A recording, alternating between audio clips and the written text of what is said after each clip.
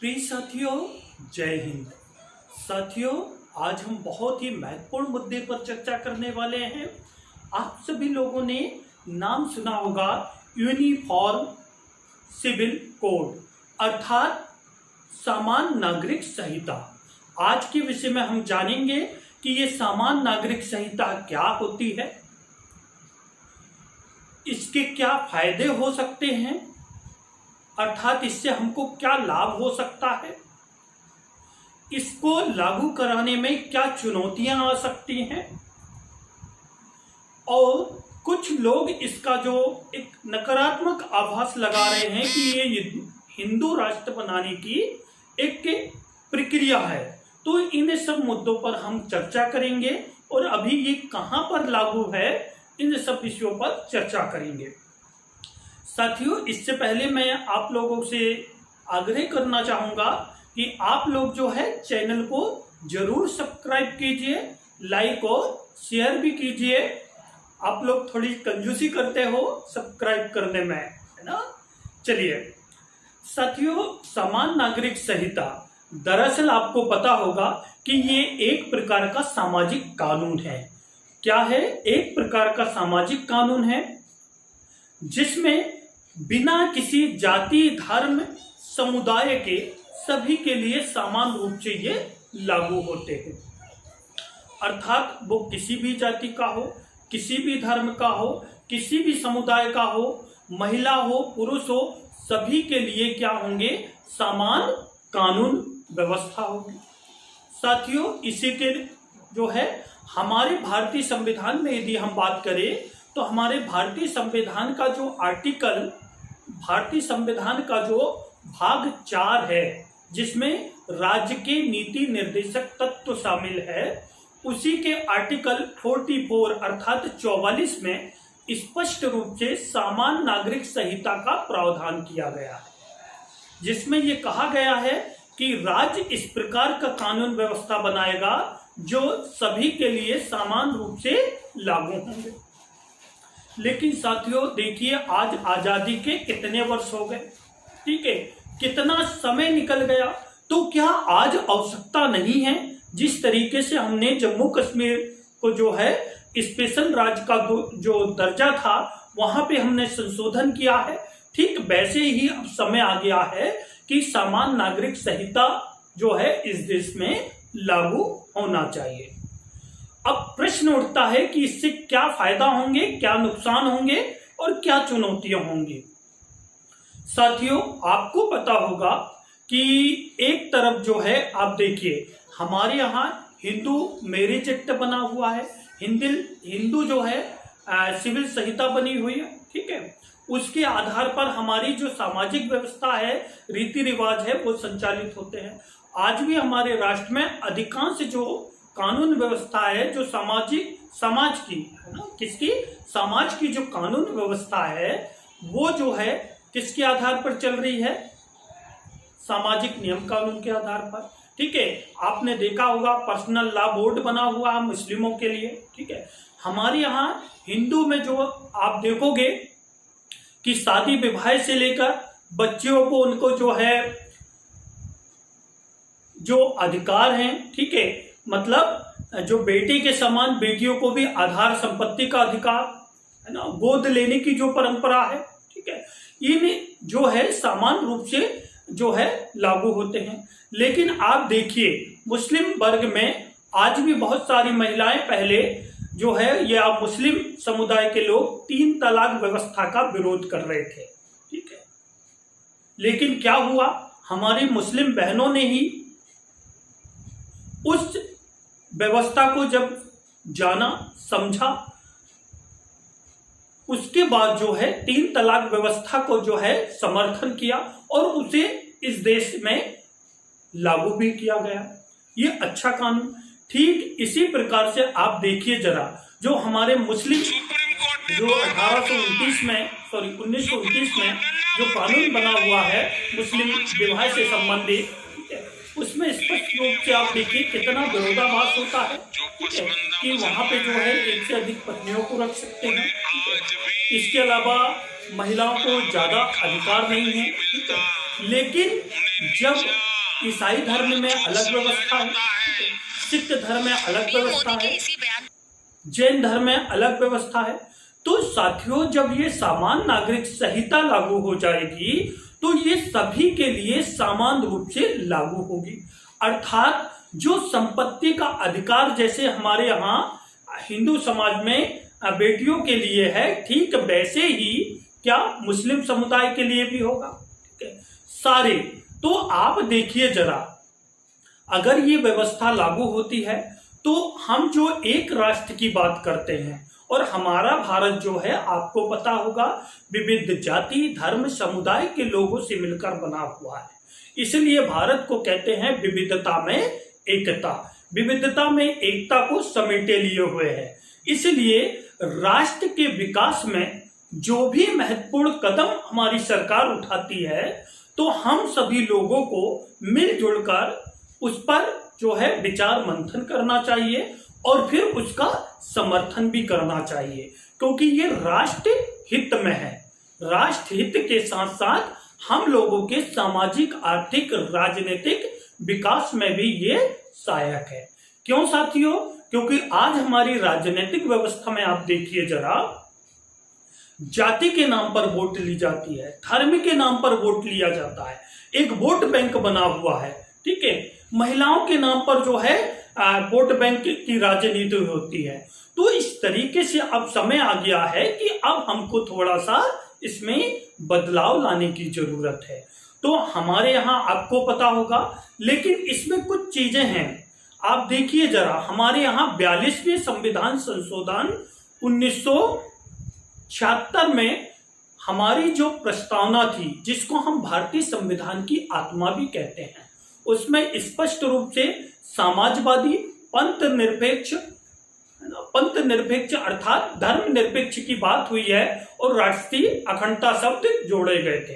तो साथियों, धर्म निरपेक्षता का ही आशय है कि हमारा जो राज्य है अर्थात हमारी सरकार जो है किसी के साथ धार्मिक आधार पर किसी भी प्रकार का भेदभाव नहीं करेगी। सभी व्यक्ति अपने अपने जो है इच्छा अनुसार जो है क्या करने के लिए स्वतंत्र है। धार्मिक रीति रिवाज या कोई भी गतिविधियों को अपनाने के लिए पूर्ण रूप से स्वतंत्र है। साथियों, इसी दिशा में जो है, इससे पहले हमारे यहाँ सुप्रीम कोर्ट ने भी कई बार केंद्र सरकार को ये कहा है कि अब समय आ गया है कि केंद्र सरकार जो है इस पर विचार मंथन करे। साथियों, क्योंकि सुप्रीम कोर्ट इसको लागू नहीं करवा सकता। क्यों नहीं करवा सकता? क्योंकि ये राज्य के नीति निर्देशक तत्व के अंतर्गत आता है, आर्टिकल 44, और इसको लागू कराने का दायित्व किसका है? राज्य अर्थात सरकार का है। इसलिए तो हाल ही में हमारी केंद्र सरकार ने जो है विधि आयोग का गठन किया है। तो विधि आयोग से ये कहा है कि इस पर आप विचार मंथन करें और रिपोर्ट प्रस्तुत करें कि क्या इसको लागू किया जाना चाहिए। अब प्रश्न उठता है साथियों कि इससे क्या फायदे हो सकते हैं और क्या चुनौतियां आ सकती हैं। देखिए साथियों, जब हम फायदे की बात करें, अच्छा एक चीज और मैं बताना चाहूंगा आपको, ये जो है 1858 से ही इस प्रक्रिया की शुरुआत हो गई थी, लेकिन चूंकि अंग्रेज लोग थे, स्वार्थी थे, वो नहीं चाहते थे कि एक समान कानून नागरिक संहिता लागू हो। क्यों? अगर इसको लागू कर दिया जाएगा तो फूट डालो और शासन करो की नीति कैसे होगी। ठीक है, इसलिए पृथक से जो है मुस्लिम पर्सनल लॉ बोर्ड बनाया गया था। ठीक है, तो इस तरीके से जो है अंग्रेजों ने इस पर ज्यादा कुछ जो है ध्यान नहीं दिया। साथियों, स्वतंत्रता के बाद भी इस पर जो है काफी इस कानून को लागू करने का प्रयास किया गया, लेकिन चूंकि हमारे यहाँ क्या होता है, जब तक हमारे देश की जनता शिक्षित जागरूक नहीं होगी, अपने अधिकारों को नहीं पहचानेगी, क्या सही है क्या गलत है इस पर विचार मंथन नहीं करेगी, तो कोई भी कानून उनके ऊपर बोझ ही लगेगा। ठीक है, हमारे बहुत सारे साथियों ने जम्मू कश्मीर पर भी जो है कई प्रकार की टीका टिप्पणी किए थे, लेकिन वो राष्ट्र हित में सही फैसला था। और ये भी राष्ट्र हित में बहुत सही फैसला है। क्यों साथियों? देखिए, जब एक समान कानून व्यवस्था लागू होगी सभी के लिए तो क्या होगा? आप देखिए, पृथक से हमारी जो सुप्रीम कोर्ट में जो वर्कलोड बहुत ज्यादा है। आज देखिए, कोई भी व्यक्ति सुप्रीम कोर्ट की शरण लेता है तो कितना टाइम लग जाता है। वो आपने सनी देओल की एक मूवी देखा होगा जिसपे तारीख पे तारीख की बात होती है ना। अभी मध्य प्रदेश में ये आप देख लीजिए, ओबीसी रिजर्वेशन जो 14 से 27% किया गया है, 4 से 5 साल हो गए, अभी तक कोई इस पर निष्कर्ष नहीं निकला है। कितने युवा साथी हमारे जो प्रतियोगी परीक्षा की तैयारी कर रहे हैं वो जो है परेशान हो रहे हैं, कोई चिंता ही नहीं है। आप देखिए जरा, प्रमोशन पर आरक्षण का जो है इसको लेकर कब से जो है हमारा पेंडिंग मामला है। बहुत सारे हमारे कर्मचारी जो है बिना जो है प्रमोशन लिए रिटायरमेंट हो गए। तो एक बड़ी चुनौती है। जब इस प्रकार की समान नागरिक कानून संहिता लागू होगी तो हिंदू हो, मुस्लिम हो, सिख हो, ईसाई हो या वो किसी भी जाति का हो, किसी भी धर्म का हो, ठीक है, महिला हो या पुरुष हो, सभी के लिए जब समान कानून होंगे तो इससे न्यायालय की प्रक्रिया फास्ट होगी, पहली चीज। दूसरी चीज, जो हमारी राजनीतिक व्यवस्था है ना, जो जाति के नाम पर, धर्म के नाम पर जो वोट बैंक की राजनीति बनी हुई है, वो उससे हमको छुटकारा मिलेगा। हम अपने अधिकारों को पहचानेंगे। जो गोद लेने की प्रक्रिया है बच्चों को, जैसे कई निसंतान होते हैं तो वो बच्चों को गोद ले लेते हैं, तो उनके जो संपत्ति का अधिकार है या हमारे महिला पुरुष में जो असमानता की स्थिति है, तो कहीं ना कहीं महिलाओं को और अधिक अधिकार मिलेंगे। इससे हमारे समाज में, राष्ट्र में समतामूलक व्यवस्था स्थापित होगी। साथियों, चाहे शिक्षा के क्षेत्र में हो, चाहे जो हमारे जो बहुत सारी महिलाओं का जो सदियों से शोषण होते आ रहा है, बहुत सारे ऐसे हमारे जो निम्न जाति के लोग हैं जिनका सदियों से शोषण होते जा रहा है, जो अल्पसंख्यक है, उनको भी यहाँ पर क्या मिलेगा? समर्थन मिलेगा। उनको भी यहाँ पे बराबर सम्मान मिलेगा। उनके लिए भी समान कानून संहिता होगी। तो इस तरीके से हम कह सकते हैं कि ये हमारे समाज व राष्ट्र के हित में। अब इसमें चुनौतियां क्या आ सकती है? साथियों देखिए, हमारा जो मूल अधिकार है, ठीक है, मूल अधिकार में स्पष्ट रूप से आर्टिकल 15 में तो ये कहा गया है। देखिए, आर्टिकल 14 में आपने सुना होगा, विधि के समक्ष समानता व समान कानून प्रक्रिया। तो ये अच्छा है कि कहीं ना कहीं हमारी ये व्यवस्था सही तरीके से लागू होगी, क्योंकि हमारा सुप्रीम कोर्ट भी आर्टिकल 14 में मौलिक अधिकारों के तहत ये कहता है कि सभी हमारे देश के सभी नागरिकों के लिए समान रूप से कानून व्यवस्था लागू होगी। किसी भी आधार पर हम धर्म, जाति, मूल, लिंग इत्यादि के आधार पर कोई भेदभाव नहीं करेंगे। लेकिन चुनौतियां कहां पर है? चुनौतियां हैं साथियों हमारे आर्टिकल 25 से लेकर 28 तक, जिसमें स्पष्ट रूप से ये कहा गया है कि हमारे यहां जो है धार्मिक स्वतंत्रता, अर्थात व्यक्ति अपने आधार पर अपने धर्म का पालन करेगा, उसका संरक्षण करेगा और उन रीति रिवाजों को अपनाएगा। तो यहां कहीं ना कहीं विरोधाभास देखने को मिल सकता है। दूसरी चुनौती क्या है साथियों? जो हमारी वोट बैंक की राजनीति होती है, और वोट बैंक की राजनीति करने वाले लोग क्या काम करेंगे? इसका विरोध करेंगे। क्यों? क्योंकि हमारे यहाँ बहुत सारे लोग ऐसे हैं जो हिंदू के नाम पर वोट मांगते हैं, जो मुस्लिम के नाम पर वोट मांगते हैं, जो जाति के नाम पर वोट मांगते हैं। तो यहां पर एक चुनौतियां कहीं ना कहीं आपको देखने को मिलेगी। और क्या चुनौतियां आ सकती है? क्योंकि कोई भी समाज, कोई भी कानून जब आता है तो उसको जो है आम जनता का विरोध का सामना करना पड़ता है। क्यों करना पड़ता है साथियों? आपको पता होगा जब भी राष्ट्र हित में जो जो कानून बने हैं उनको विरोध का सामना करना ही पड़ा है, चाहे वो जम्मू कश्मीर को लेकर हो या 3 तलाक व्यवस्था को लेकर हो। तो साथियों कहीं ना कहीं इसको भी, लेकिन जब लोग शिक्षित हो गए हैं, आप जागरूक हो गए हैं, जब इसको बहुत अच्छे तरीके से जो है समझेंगे तो लोग इसका समर्थन करेंगे निश्चित रूप से।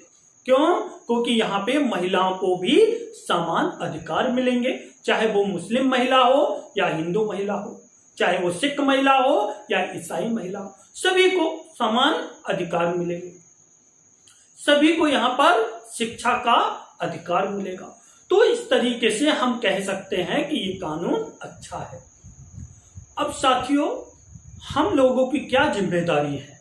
हम लोगों की जिम्मेदारी है कि ऐसे जब कानून आते हैं तो हम लोगों तक ये जानकारी पहुंचाएं, अर्थात सरकार की जिम्मेदारी है कि वो सबसे पहले सामान्य नागरिक संहिता का मूल उद्देश्य क्या है और ये किस तरीके से हमारे समाज और राष्ट्र के विकास में सहायक होगी, ये लोगों तक इसकी जानकारी पहुंचाना बहुत जरूरी है, लोगों को जागरूक करना बहुत जरूरी है।